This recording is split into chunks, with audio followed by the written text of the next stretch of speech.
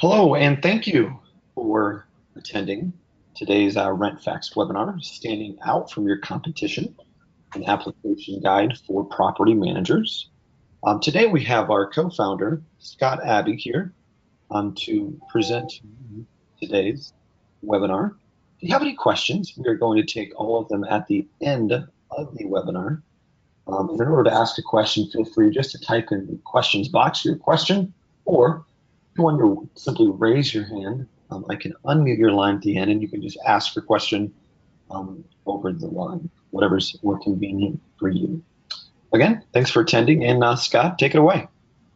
Hello, everyone. Thank you for attending. Thank you for taking the time. The goal here is to be short and sweet, but to give you some valuable information that hopefully will help your property management business.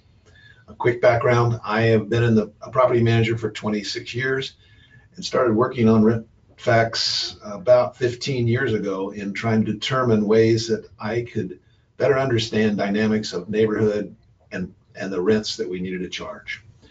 And in doing so, I've incorporated a lot of different things within our property management business that I want to share with you.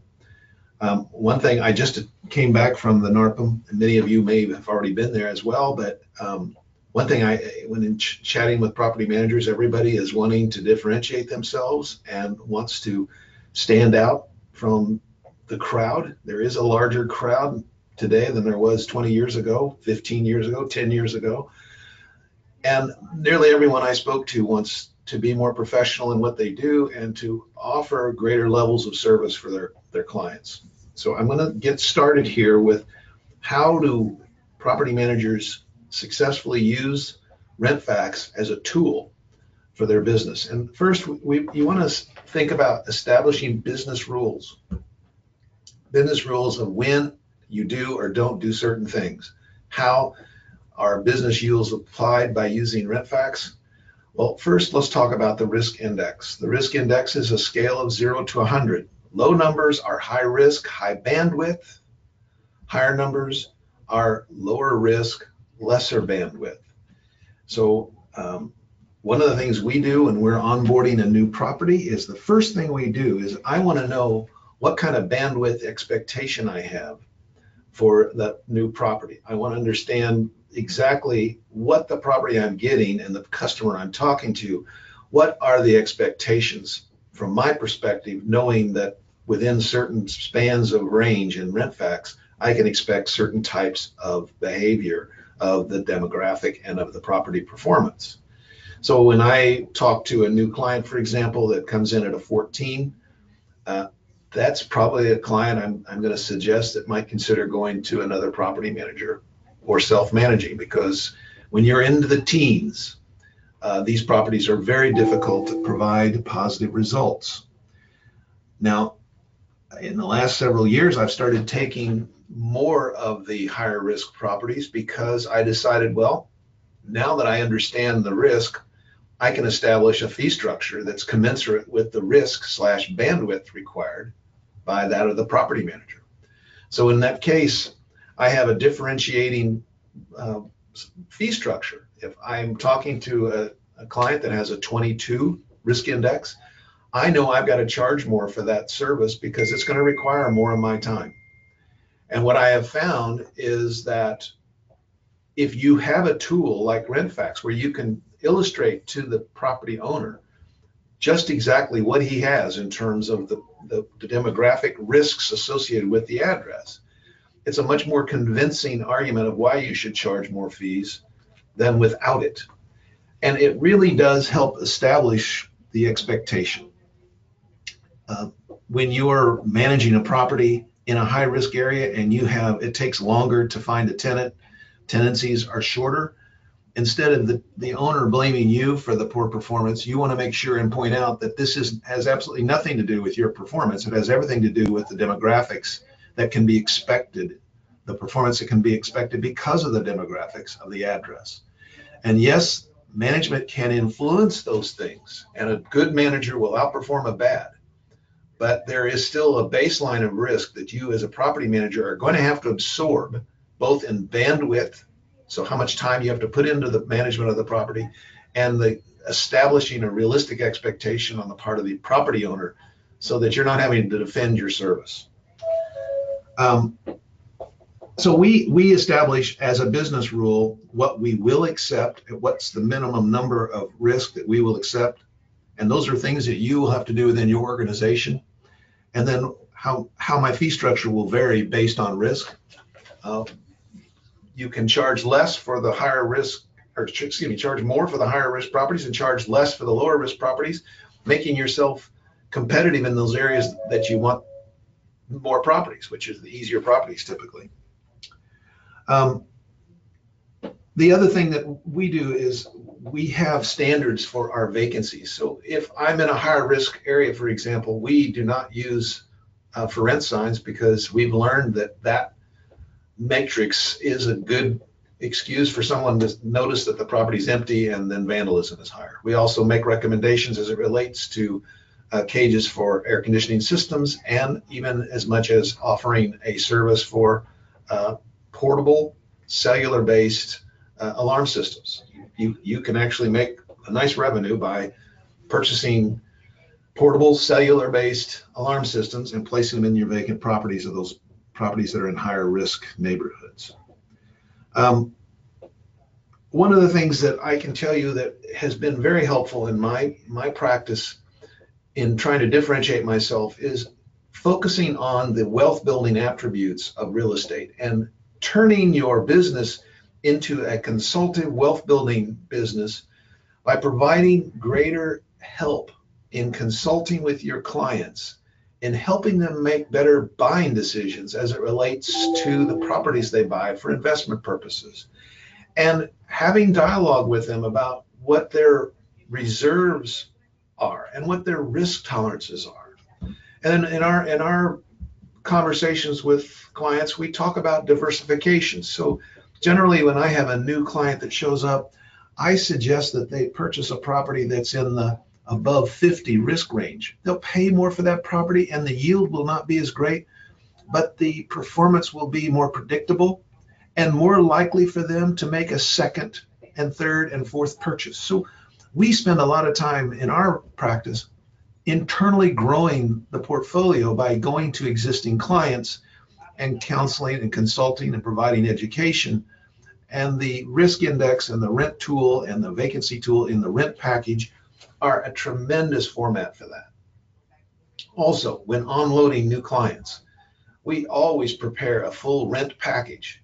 When we talk to a new client, we want to come prepared with data, not just opinion. And if your areas are like mine, by the time I talk to somebody, he's already talked to 5 other people, and inevitably one of the yahoos that he's talked to has promised a rent value that's $300 and $400 more than realistic. And in the eye of a new investor or someone that's looking for service, the guy that suggests the highest price tends to be perceived as the genius in the group. I would argue that him accepting service from that genius, he's done himself no favor, because he's asked for more vacancy and disappointment. With the risk index and the rent report in hand, you can put data under the nose of your prospective client. You can brand the report so that you have a calling card that separates you and differentiates you from your competition. And what I've learned is that when you're arguing opinion, it's worth what they pay for. But when you produce a well-formatted, informative report, and then you add logic to it with your expertise and your knowledge of the market, you stand out from those that you're competing with. So I strongly encourage that is a very small investment for business development in presenting a tool that shows what the expectations of risk are and how things are going to influence that property due to that risk, and then how you are going to market the property with the rents that you're provided through the tool of the rent range. We also use the RentFax for developing marketing plans. When a property goes vacant, prior to going vacant, we determine that the owner is going to renew the lease and renew the marketing. So we, at that point, pull a rent report, and we run that rent report, send it to the owner, get his blessing on the go-to market rent, And then we establish a little program that we've developed in a simple database, and we simply spread the predicted range of rents over a period of time. In our case, we use 7 weeks, but it may be 4 weeks for you. It may be 8 weeks. It depends on what your profile looks like. But then we market down the rents so that we start at the high end of the range and move to the lower end of the range, providing a tool so that you can say to your client with accuracy, who can predict the exact rent? No one. It's a byproduct of how many tenants are looking and what your competition is. But it's a very helpful tool. And when you support it with the data of the rent report, you've added credibility, and you've also saved time. Because inevitably you've got an owner that says, my buddy down the street rented this house for $2,000. It's a $1,500 house, but my buddy rented it for $2,000, and my buddy got a tenant in no time. What he didn't tell you is the tenant turned out to be a disaster, didn't pay the second and third and fourth month's rent. So having a tool like this is a very helpful time-saving tool to convince your owner that the numbers that you're suggesting are not just made up or pulled out of the sky, but serious data has backed up your numbers. So we also use it for lease renewals. Exactly the same purpose. When we reach the end of a lease and the tenant is considering renewing the lease, we first send a rent report to the owner, going through the same exact process as we do when we have a new property. The owner approves the rent, and then we send the rent report to the tenant to support the new rent.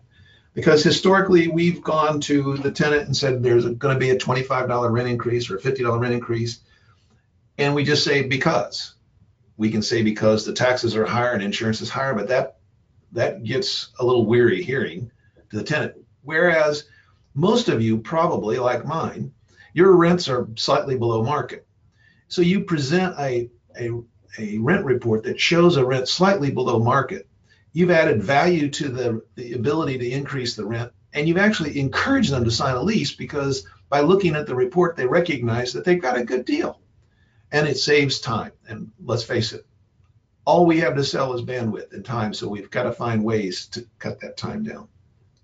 We also use the risk index for tenant scoring. When we have a tenant acceptance, we correlate the risk index to a score that we assign to the tenant when we're screening the tenant. We assign 8 or 9 different application inputs, and then we put score values on those various items, and then we score the tenant, and we correlate the score expectation based on the risk index. The lower the number in risk, the lower the tenant score expectation, and so it goes up to the higher end. So you have a range of tenant scoring numbers that you use that correlate to the risk index of the property address. You're being very discriminating without committing a discriminatory act. This is a very helpful tool in establishing the acceptance standards you're going to have for your tenants. Another use is a portfolio review. On an annual basis, we'll look at what we think are low performers, our high energy properties, and we'll run a current risk report on those properties, and we'll generally find 3, 4, 5, 6 properties that we've decided to not continue to have because they just bury us in time. And so I would encourage you to consider that. And then lastly, the system that we have is great because as you use the system over the years, all the old reports are there, so you can look at the historic changes that take place both in rents and in risk. And what you can find when you're in your 3rd or 4th year of using the tool is you may see a trend in the risk score that's trending down. And if that risk score is in fact trending down, I would encourage you to have a dialogue with your client to suggest possibly it's time to sell that property and find an area that's trending higher and or trending up. Those are all some of the examples that can be used, but as I talk to other property managers, I find some incredibly creative ways that they're using the tool to establish business rules and business processes within their company. And I would encourage you to exploit the report for all of its worth for that purpose and help make your property management business more successful and yield better results for your investor clients. And that's my shtick. I promised to do it in 16 minutes, and we did it. Nice. Yeah, thank you. Thank you very much, Scott. I do appreciate it. Yeah, if you have any questions, just feel free to click the hand icon on your viewer to raise your hand, and then we can unmute your line. Or if you have a question you don't want to speak, you just type it in the question box. Looks like we have a question here from Justin. Where do you get your data for your reporting? Great question. We get the data from a variety of sources, and I want to emphasize to you, every single data pull is fresh data. So when you pull a report 20 minutes later from the one you did before, it's getting fresh data. Now, in 20 minutes, there probably won't be much change in that data, but it is a fresh pull of data. We pull data from Location Inc., which is most of our demographic data. We have another resource, which I can't recall the name of, that provides some of our vacancy data. And then we use Rent Range as our source of data for the rent report. And someone asked, well, why don't I just use Rent Range? You certainly can, but the thing about our rent report is that we've added algorithms to it to narrow the range of suggested rent. So if you look on the rent report, you'll see a 60 or 70% probability curve. We've added a lot of stuff to make that number tighter and more accurate. And essentially what we do is we heavily weight the comps in the same demographic. Demographics have similar performance in rents, so we look more heavily, or we weight more heavily the comps in the same demographic, less heavily for comps outside that demographic, and then we adjust for square footage and number of bathrooms, which nobody does. Awesome. Thank you. Christine has asked, were there any slides for this presentation? Actually, we stayed on the cover slide the entire time, so there actually was no glitch on your end. So to answer that question, we had that main slide as our only slide for this presentation. It looks like Ashley has a question. What are the costs for your servicing? Great question, and it really depends. It's one of those answers that says depends. It depends on your usage and how you buy. I'm going to encourage you to go to the website and look at the structure that's set up. It's a very simple and easy model, subscription model, which we make really user-friendly. If you want to cancel, you can cancel. You can take one stab at this, and if you don't like it, cancel it. You can upgrade your subscription, you can downgrade your subscription. And it really depends, and you can pay for a full year or you can pay monthly. The whole point of the subscription model was to make it cheaper, because previously when we went out, you had to pay in advance for your credits, and now you can pay as you go and still get a very competitive price. And if you want even a better price, you can pay in advance. Upgrading and downgrading as your business uses the reports and as you find uses. Each report type uses a different number of credits that you receive as a result of your monthly subscription charge. I will tell you as a property manager that the reports you're going to use the most are the rent package, and that's what I use most of the time. And then for onloading, I'll pull a summary risk index that tells me whether or not I'm even going to talk to that individual or not, or how I'm going to charge that individual before I press on with a more robust report. Awesome. I've got one last question here from Carrie. Is this any different data than what I can pull from our MLS? It's completely different, Carrie.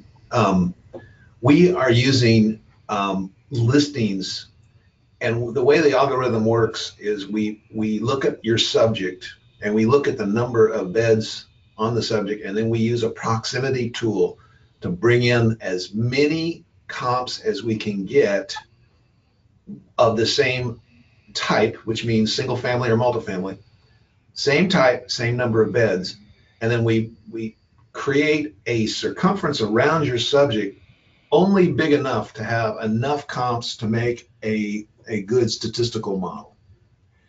And the data is tailing data, so it's the last 60 to 90 days of listings of similar type, similar number of bedroom properties. And so and it's deduped and it's scrubbed for accuracy. Comps that come in that are completely off the wall, those are eliminated. And then we put our algorithms on it that adjust the rents based on the square footage, the location of the comp as it relates to the demographic of the subject, and then the number of bathrooms. Awesome. Well, I think that's all the questions we have for today. I think we're out of time as well. So thank you again for attending today's RentFax webinar. If you have any more questions, feel free to visit us at rentfaxpro.com and complete the contact us form, or if it's easier for you, just email us directly at support@rentfaxpro.com. Scott, got any closing comments? Yeah, I would just encourage you to exercise this tool, and if you want some additional help, make note in the support line, and as time permits, we will reach out to you and give you some offline information that might be helpful. But I think one of the biggest things is just taking the product and start to exercise it and use your team's creativity to find ways to make your company more successful. Awesome. Well, hey, Scott, thank you for your time today. And again, thank you all for attending. We will keep in touch soon. Thank you so much. Have a great day.